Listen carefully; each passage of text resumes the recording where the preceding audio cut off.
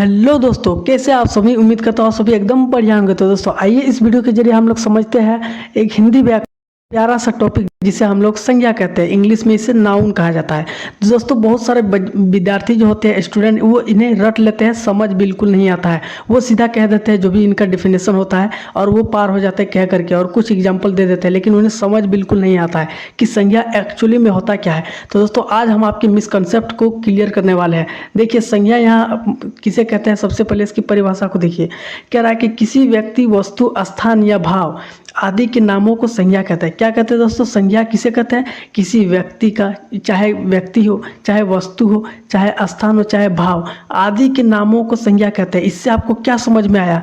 इससे आपको ये समझ में आता है दोस्तों कि संज्ञा एक नाम है, चाहे वो व्यक्ति का नाम है, चाहे वस्तु हो, चाहे स्थान हो, चाहे भाव हो आदि, ये सारे चीज़ें क्या होते हैं? एक नाम है और नाम को संज्ञा कहते हैं। आपको यहाँ तक क्लियर हो गया? अगर देखिए, अगर कोई आपसे पूछ दे कि बताओ बाबू संज्ञा क्या होता है, तो आपको सिर्फ कह देना है कि नामों को संज्ञा कहते हैं, चाहे वो किसी व्यक्ति का नाम हो, चाहे किसी वस्तु का नाम हो, चाहे स्थान हो। जैसे अगर व्यक्ति की बात करें तो व्यक्ति में राम, मोहन, सीता, गीता आपका भी नाम आ जाएगा इसमें।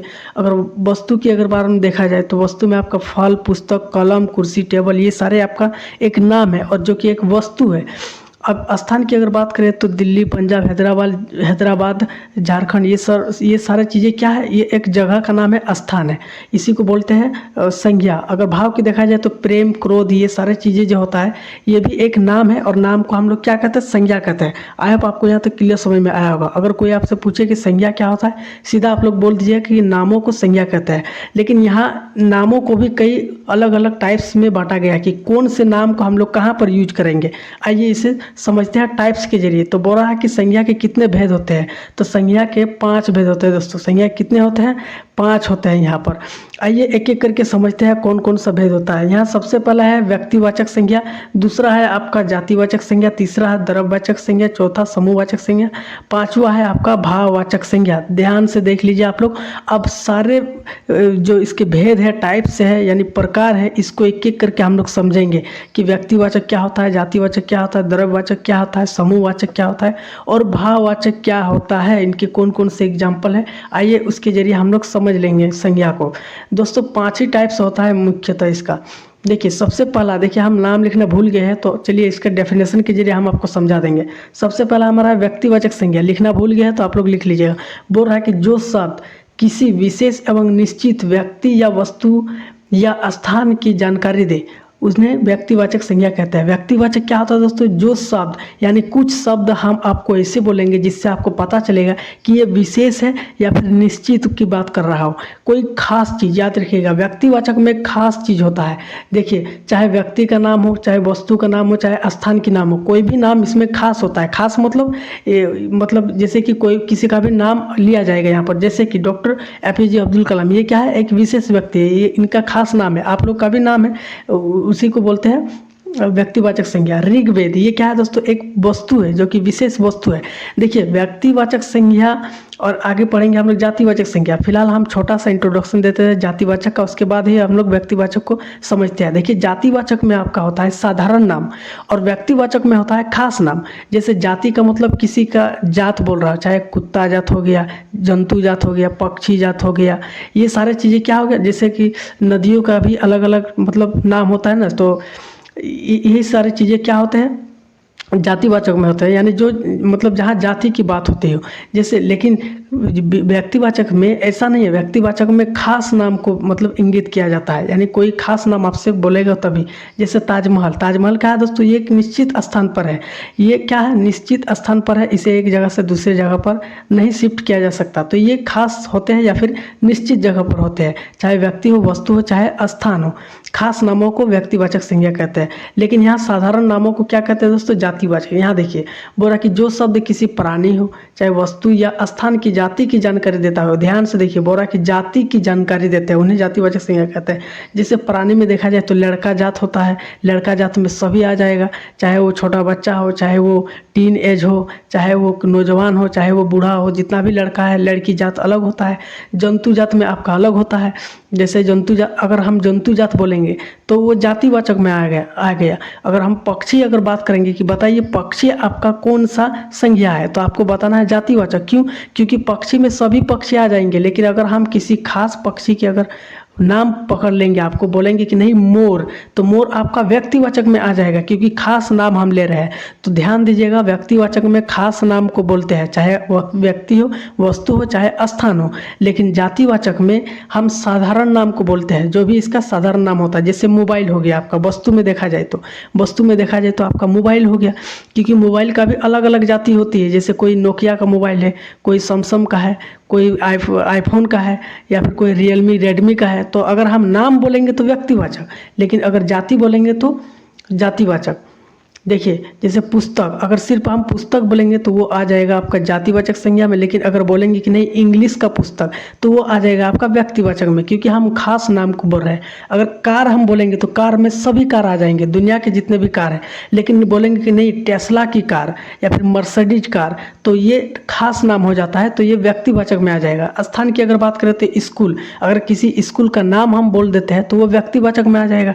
अगर हम शहर बोलते हैं तो शहर में सभी शहर आ जाएंगे, दुनिया के जितने भी शहर है या फिर भारत के जितने भी शहर है, सभी शहर आ जाएंगे आपके जातिवाचक में, क्योंकि शहरों की जाति होती है।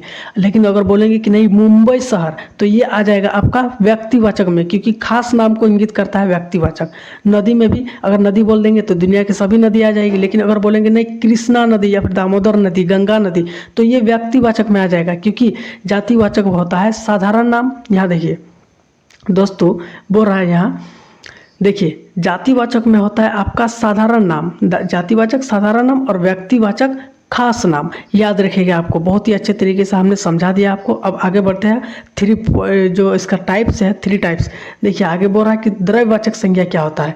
देखिए अब द्रव्यवाचक संज्ञा को समझते हैं कि वे शब्द जो ऐसे पदार्थों तथा द्रव्यों का बोध कराते हैं। क्या वैसे शब्द होते हैं जो ऐसे पदार्थों तथा द्रव्यों का बोध कराते हैं जिनसे नई वस्तुएं बनती है एवं उनका मापतोल भी किया जाता है। याद रखिएगा, द्रव्यवाचक का मतलब होता है कि जिससे नई वस्तुएं बने और जिसका हम लोग मापतोल करते हैं। जैसे सोना चांदी का हम लोग मापतोल करते हैं, बिना मापतोल के कोई तो देगा नहीं, खरीदेंगे तो। और इनका क्या, इनसे नई वस्तुएं भी बनती है। लोहा से नई वस्तुएं भी बनती है। दुनिया का कोई भी चीज़ देख लीजिए, अगर जहाँ पर लोहा हो उसका यूज हो गया ना, तो यही सारी चीज़ें हैं। जैसे तांबा, इसका भी यूज होता है तार वगैरह में बनाने में। जिससे दूध होता है, बिना नाप तोल के कोई देगा नहीं, और इससे भी कि मतलब इससे नई चीज़ बनती है। दूध से हम लोग बहुत सारी चीज़ बनाते हैं, दूध से चाय बनाते हैं, खीर बनाते हैं। या मिट्टी से हम लोग घर वगैरह बनाते हैं, और भी बहुत सारा चीज़ें होती है, मिट्टी का बर्तन वगैरह होती है, और इनको भी माप तोल किया जा सकता है। तो द्रव्यवाचक का सिंपल सा याद रखिएगा, द्रव्यवाचक में वे मतलब शब्द आएंगे जिनका मापतोल करते हैं और जिनसे नई वस्तुएं बनती है। सोना चांदी से भी जौहरात वगैरह बनता है, याद रखिएगा। तो जिनसे मापतोल करते हैं जिनको, और जिनका हम लोग नई वस्तुएं बनाते हैं, उसी को बोलते हैं द्रव्यवाचक। आइए समझते हैं क्वेश्चन नंबर बोल रहा है कि पॉइंट नंबर 4 देखिए इसका टाइप्स रहा कि समूहवाचक संज्ञा। तो ऐसे शब्द जो किसी समूह या समुदाय का बोध कराते हैं उन्हें समूहवाचक संज्ञा कहते हैं। क्या है दोस्तों, ऐसे शब्द होते हैं समूहवाचक में जो किसी समूह ग्रुप का, याद रखिएगा इसमें आपका ग्रुप आ जाएगा। बोल रहा है कि इसमें ग्रुप, तो दोस्तों बोल रहा है कि उन्हें समूहवाचक संज्ञा कहते हैं। यानी ऐसे शब्द जो किसी ग्रुप का या समुदाय का बोध कराते हैं उन्हें बोलते हैं समूहवाचक संज्ञा। जैसे कक्षा में कोई एक व्यक्ति तो रहेगा नहीं, या फिर एक मतलब कोई भी स्टूडेंट रहेगा नहीं, उसमें बहुत सारे स्टूडेंट होते हैं, पढ़ाई करते हैं। परिवार में कोई एक सदस्य का एक मतलब होता नहीं है सदस्य, तो वो रहता नहीं है, बल्कि परिवार बोल देने से बहुत सारे उसका सदस्य रहता है, तो एक समूह में रहते हैं, ग्रुप में। सेना, तो एक सेना बोल देने से क्या होता है कि एक सेना के बारे में बात नहीं कर रहा है, यानी सेना में सभी सेना आ जाएंगे, जनता में सभी लोग आ जाएंगे, अस्पताल में बहुत सारे लोग रहते हैं, मंदिर में बहुत सारे लोग जाते हैं। ये सारे चीज़ें हो गए आपके समूहवाचक संज्ञा। अब आगे बढ़ते हैं, आप लास्ट है हमारा टाइप्स है, वो है दोस्तों भाववाचक संज्ञा। बोल रहा है कि जिन शब्दों से किसी व्यक्ति या वस्तु के गुण, दोष, दशा, अवस्था, धर्म आदि का बोध हो उसे भाववाचक संज्ञा कहते हैं। भाव का मतलब समझते हैं दोस्तों, भाव का मतलब कोई अपनी भावनाएं व्यक्त करता है या फिर कोई भावना अपना व्यक्त कर रहा हो। तो कुछ शब्द ऐसे होते हैं जो किसी व्यक्ति या वस्तु के गुण को दिखाता है या फिर उसका दोष क्या है, इसकी दशा, इसकी दयनीय स्थिति, अवस्था कैसा है, खराब है कि नहीं, अच्छा है कि नहीं, तो धर्म उसका कैसा है, ये सारी चीज़ें भाववाचक संज्ञा कहलाता है। जैसे अगर दया, जैसे कि यहाँ पर देख लीजिए कि दया है, तो दया क्या है दोस्तों, अगर कोई दया कर रहा है, परोपकार कर रहा है, तो अच्छी बात है, उसके अंदर क्या है, गुण है।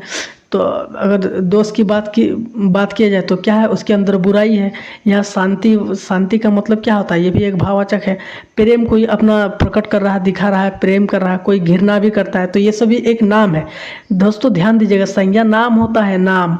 और ये सारी चीज़ें जितने भी, ये सारी चीज़ें नाम है, लेकिन इनका यूज कहाँ करना है, इसके लिए हम टाइप्स आपको बता दिए कि इन टाइप्स में आपको, पांचों टाइप्स में आपको पढ़ना है इन नामों को, कि कौन सा नाम को हम लोग कहाँ यूज करते हैं और क्यों करते हैं आखिर।